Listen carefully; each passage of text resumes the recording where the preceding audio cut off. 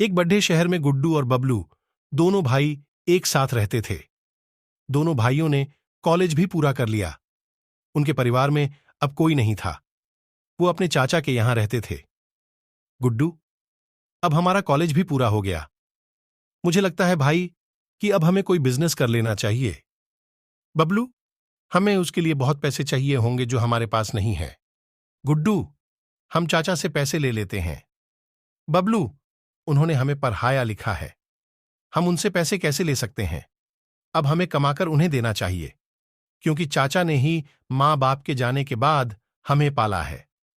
गुड्डू भाई, मुझे लगता है कि हमें अपनी पुश्तैनी हवेली बेच देनी चाहिए और फिर उसके बाद हम अपना और चाचा दोनों का जीवन बदल सकते हैं।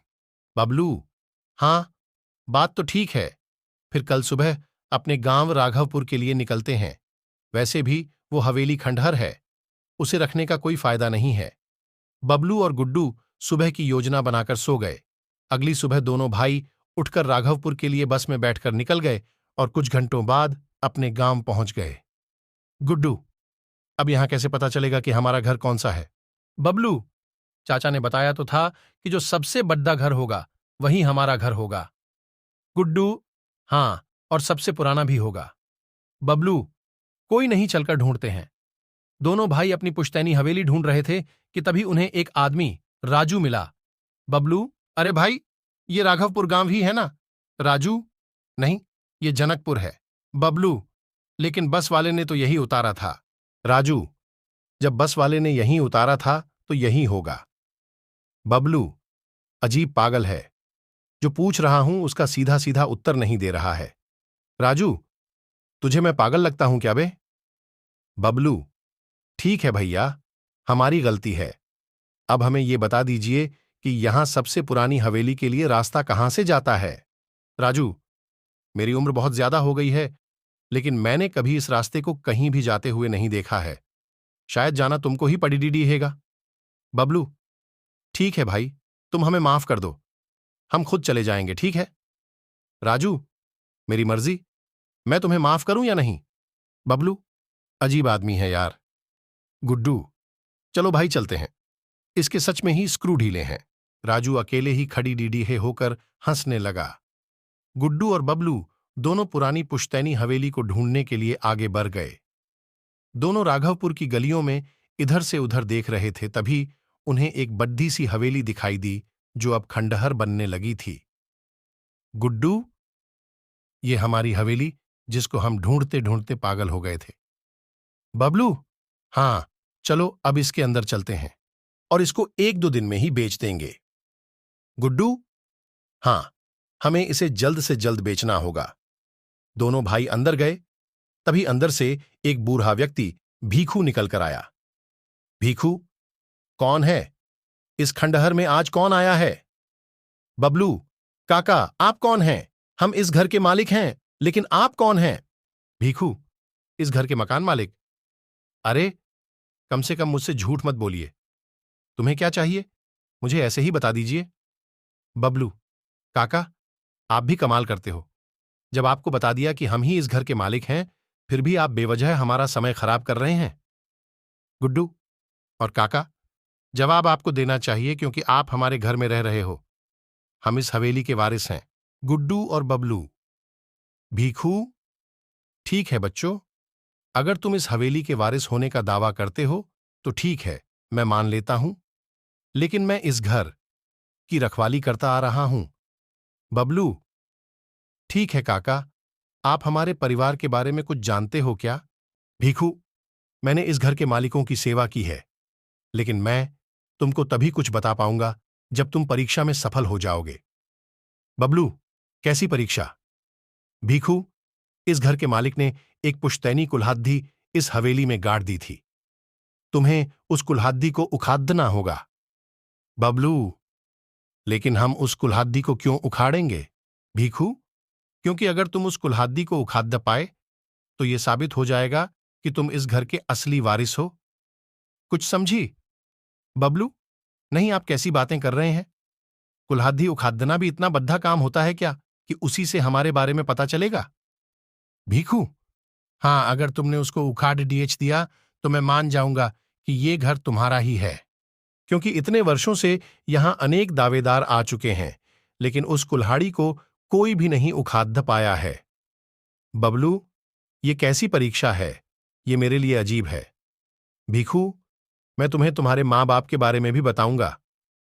बबलू, हमारे माँ पापा का देहांत हो चुका है। इसके अलावा कुछ और भी रहस्य है? अगर ऐसा है तो ठीक है, हम दोनों परीक्षा देंगे, लेकिन उस कुल्हाड़ी को उखाड़ दहने के बाद क्या होगा? भीखू, ये सब तो तुम्हें कुल्हाड़ी उखाड़ दहने के बाद ही समझ आएगा, क्योंकि ये एक जादुई कुल्हाड़ी है, तो कुछ तो खास होगा। बबलू, ठीक है, कुल्हाड़ी कहाँ है? भीखू, बेटा देख लेना, अगर तुम सच में इस हवेली के वारिस हो तभी इस कुल्हाड़ी को उखाड़ने की कोशिश करना, वरना जान से भी हाथ धो सकते हो। बबलू, हम सही हैं, इसलिए हमें कोई डर नहीं है, इसलिए आप जल्दी से उस कुल्हाड़ी के पास ले चलो। भीखू उन्हें हवेली के अंदर ले गया। वहां एक पेड्डच था। भीखू, ये पेड्डच की जड्डाच में जो कुल्हाड़ी है, तुम्हें उसे उखाड़ना है। ठीक है, वैसे आज तक कोई पहली परीक्षा को ही पास नहीं कर पाया है। अगर तुमने इसे उखाड़ डीएच दिया तो मैं तुम्हें आखिरी परीक्षा दूंगा। बबलू, इतनी सी कुल्हाड़ी के लिए हमें डरा रहे थे? इसको उखाड़ना मेरे बाएं हाथ का काम है। भीखू, हाँ ठीक है, आप इसको उखाड़ डालो। अगर तुम सच में इस हवेली के वारिस निकलोगे तो मेरी भी जिम्मेदारी खत्म हो जाएगी। बबलू, हाँ ठीक है, मैं इसे अभी उखाड़ता हूं और आपको जल्दी ही जिम्मेदारी से मुक्त कर दूंगा। बबलू ने कुल्हाड़ी को पकड़ा, लेकिन उसे वो हिला भी नहीं पाया। भीखू, क्यों? तुम भी झूठे हो, तुम भी माया के लालची निकले और मेरा दिल फिर से तोड़ दिया। मुझे वर्षों का इंतजार है। बबलू, आप हमारा विश्वास कीजिए, ये घर हमारा ही है। भीखू, तुम असफल हो चुके हो। गुड्डू, रुकिए, अभी मैंने कोशिश नहीं की।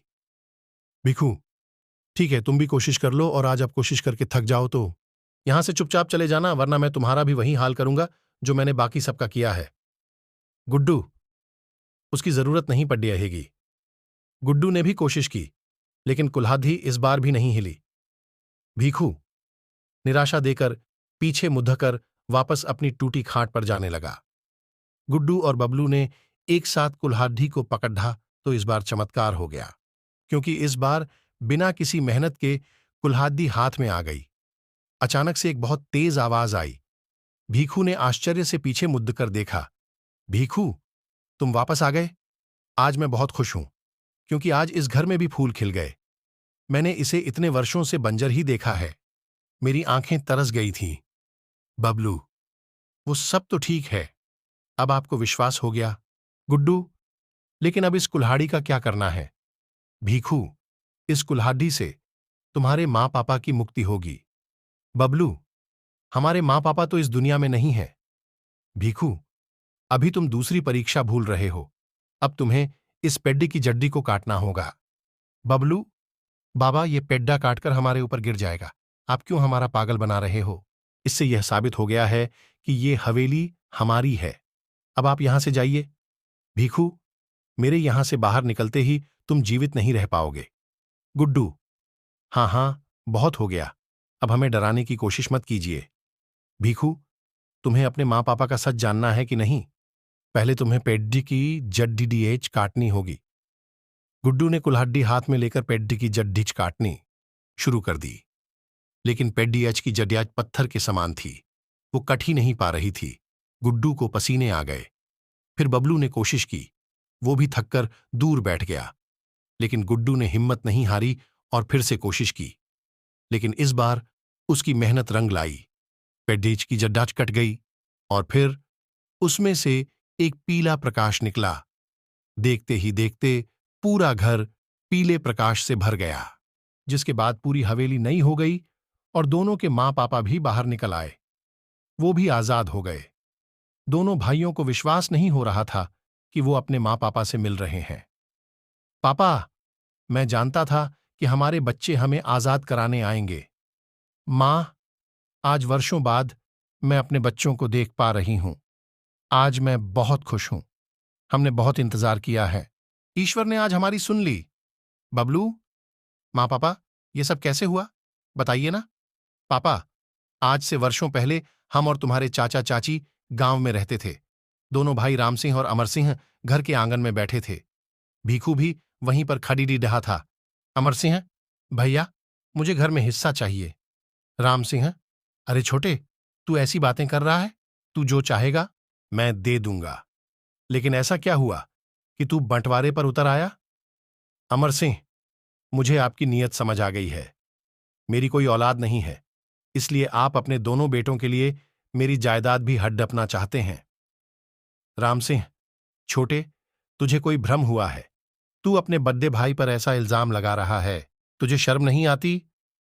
अमर सिंह, अगर ऐसा नहीं है तो आप मुझे अपने दोनों बच्चे और सारी जायदाद दो। राम सिंह, तुम सारी जायदाद रख लो, लेकिन मेरे बच्चों की तरफ आंख उठाकर भी मत देखना, नहीं तो देख लूंगा तुम्हें। गुड्डू, फिर क्या हुआ पिताजी? पापा, फिर अगले दिन तुम्हारे चाचा ने हम दोनों को मारकर इस पेड्डीडीएच के नीचे गाड़ दिया और खुद तुम दोनों को लेकर शहर भाग गया। लेकिन वह भूल गया था कि हमारी आत्मा के होते हुए वो जायदाद नहीं ले सकता, इसलिए वो ले नहीं पाया। भीखू ने बहुत मदद की है, क्योंकि भीखू जब शहर से सामान लेकर वापस आया तो उसने आवाज लगाई, भीखू, मालिक साहब दो। मालकिन, आप सभी कहां हैं? आज मुझे बच्चे भी नहीं दिख रहे। तभी राम सिंह की आत्मा ने आवाज लगाई और भीखू को सारी बात बताई। भीखू बहुत रोया। भीखू, मालिक साहब, अब मैं यहां रहकर क्या करूंगा? मैं भी जा रहा हूं। राम सिंह, अब यहां तुम्हारी ही जरूरत है और तुम्हें रहना होगा, क्योंकि अमर सिंह जायदाद लेने आएगा और उसे हम जायदाद नहीं लेने देंगे। इसलिए वो किसी और को भेजेगा जिनको हम मार देंगे, लेकिन उसमें हमारे बच्चे भी हो सकते हैं, इसलिए इस कुल्हाड़ी को सबसे उखड़वाना। हमारे बच्चे ही इसे उखाड़ डियाच कर पेड्याच की जड्याच काट पाएंगे। हमारी मुक्ति हमारे बच्चों के हाथों होगी। जब तक बच्चे आकर ऐसा नहीं करेंगे, तब तक हमारी आत्मा भटकती रहेंगी। तब से हम यहां हैं। बबलू, हम चाचा को सजा जरूर दिलवाएंगे। सभी की आंखों में आंसू थे। गुड्डू और बबलू के माता पिता की आत्मा को शांति मिल गई, उनके चाचा को सजा हो गई और दोनों बच्चे भीखू के साथ गांव में रहने लगे। इस कहानी से आपने क्या सीखा? नीचे कमेंट में हमें जरूर बताएं।